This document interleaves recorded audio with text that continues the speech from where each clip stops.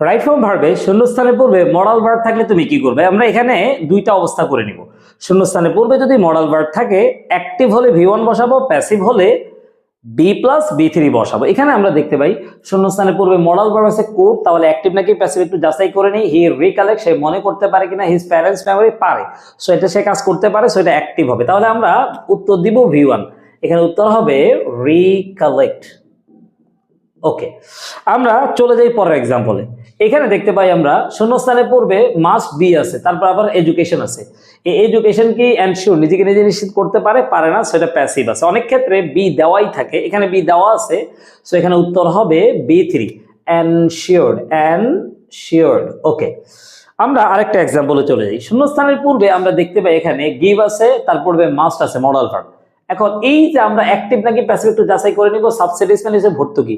ভর্তুকি কি নিজেকে নিজে দিতে পারে? না, পারে না, সো এটা প্যাসিভ হবে। উত্তর হবে বি প্লাস B3, উত্তর হবে বি, গিভেন। ওকে, তো আশা করি তোমাদের ভালো লেগেছে। ধন্যবাদ।